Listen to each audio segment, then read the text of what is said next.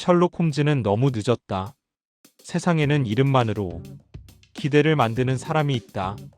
그리고 그 기대 자체를 이용하는 사람이 있다. 이 이야기는 두 번째 유형의 인물이 어떻게 첫 번째 유형의 명성을 뒤집는지에 대한 기록이다. 사건은 파리에서 시작되지만 소문은 영국에서 먼저 퍼진다. 그가 온다. 셜록 홈즈, 아니 정확히는 헤를록 숄메즈가 루팡을 잡기 위해 대륙으로 건너온다는 소식이다. 경찰과 언론은 흥분하고 시민들은 안도한다. 질서의 화신이 혼란을 끝낼 것이라는 믿음 때문이다. 프랑스 경찰은 이 기회를 놓치지 않는다. 루팡이 연루된 것으로 보이는 일련의 절도 사건을 정리해 숄메즈에게 넘긴다. 사라진 보석, 흔적 없는 침입, 목격자 없는 현장. 모두 루팡의 서명처럼 보인다. 숄메즈는 자료를 훑고 즉시 결론을 낸다. 루팡은 파리에 있다. 그리고 그는 곧 움직일 것이다.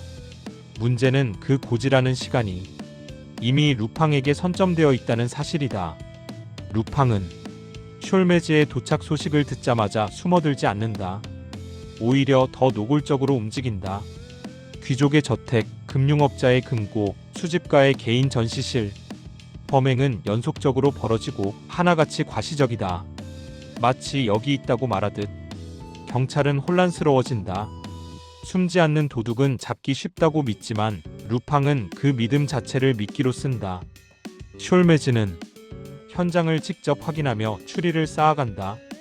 그는 단서를 놓치지 않는다. 창문의 높이, 발자국의 간격, 훔쳐간 물건의 선택. 그의 추리는 정확하다. 하지만 방향이 하나 틀어져 있다. 숄메즈는 어떻게 훔쳤는가에 집중한다.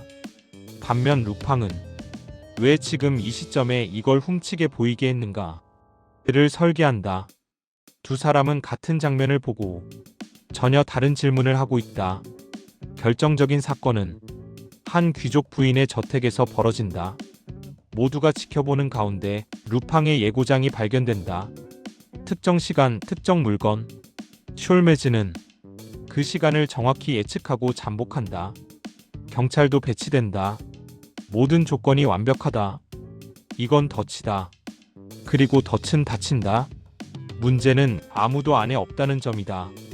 물건은 사라졌지만 범인은 없다. 숄메즈는 즉시 다른 가능성을 추적한다. 내부 공범, 시간차 범행, 위장된 이동. 그의 추리는 여전히 논리적이다.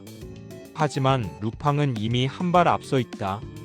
실제 범행 시간은 예고된 시간보다 훨씬 이전이었다.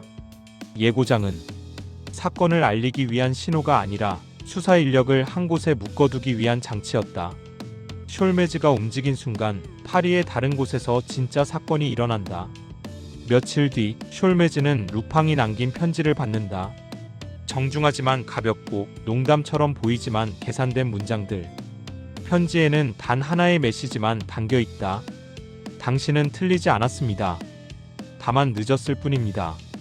이 문장은 모욕이 아니라 선언이다. 루팡은 숄메즈의 능력을 부정하지 않는다. 대신 그 능력이 작동하는 속도와 무대를 통제한다. 사건을 다시 되짚어보면 루팡은 한 번도 숄메즈와 정면으로 맞서지 않았다. 추리를 방해하지도 않았고 거짓 단서를 흘리지도 않았다. 그는 오히려 숄메즈가 가장 잘할 수 있는 환경을 만들어 주었다. 명확한 사건, 분명한 범위, 충분한 단서. 다만 그 모든 것이 이미 끝난 뒤에 도착하도록 시간을 설계했을 뿐이다. 이 편에서 루팡이 훔친 것은 보석이 아니다. 해결의 주도권이다. 누가 문제를 정의하는지, 언제 수사가 시작되는지, 무엇이 사건의 중심이 되는지. 숄메즈는 사건을 완벽하게 분석했지만 그 사건은 루팡이 의도한 모형에 불과했다. 진짜 사건은 언제나 분석이 시작되기 전에 끝나 있었다. 결국 숄메즈는 파리를 떠난다. 패배를 인정하지도 승리를 주장하지도 않는다. 다만 한 가지를 깨닫는다. 이 도시는 자신이 익숙한 전장이 아니라는 것. 여기서는 논리보다 타이밍이 먼저이고 정답보다 연출이 앞선다. 그리고 그 규칙의 중심에는 루팡이 있다. 이 이야기가 남기는 결론은 단순하다. 루팡은 탐정을 이기지 않는다. 그는 탐정이 도착해야 할 순간을 훔친다.